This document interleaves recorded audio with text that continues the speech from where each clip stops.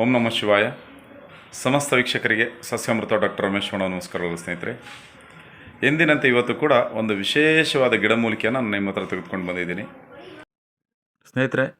ನಾನು ಈ ಚಿತ್ರದಲ್ಲಿ ಈ ವಿಡಿಯೋದಲ್ಲಿ ತೋರಿಸ್ತಾ ಇರ್ತಕ್ಕಂಥ ಗಿಡ ಚರ್ಮದ ಸಮಸ್ಯೆಗಳಿಗೆ, ರಿಂಗ್ವಾಮ್ ಮತ್ತು ಸೋರಿಯಾಸಿಸ್ ಸಮಸ್ಯೆಗೆ ಅದ್ಭುತವಾದ ರಾಮಬಾಣ.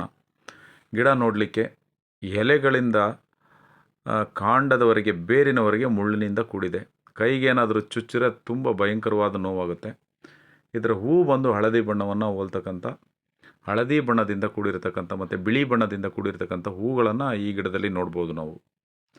ಯಾರ್ಯಾರಿಗೆ ಚರ್ಮದ ಕಾಯಿಲೆ ಇದೆ, ಸೋರಿಯಾಸಿಸ್ ಸಮಸ್ಯೆ ಯಾರ್ಯಾರಿಗಿದೆ, ದದ್ದು ಯಾರ್ಯಾರಿಗಿದೆ ಮತ್ತು ರಿಂಗ್ವಾಮ್ ಯಾರ್ಯಾರಿಗಿದೆ ಅಂಥವರು ಈ ಗಿಡದ ಬೇರನ್ನು ಕಿತ್ಕೊಂಡು ಬಂದು ಚೆನ್ನಾಗಿ ಜಜ್ಜಿ ಆ ಬೇರನ್ನು 1 ಲೀಟ್ರ್ ಎಣ್ಣೆ ಒಳಗಡೆ ಹಾಕಿ ಚೆನ್ನಾಗಿ ಕುದಿಸ್ಬೇಕು.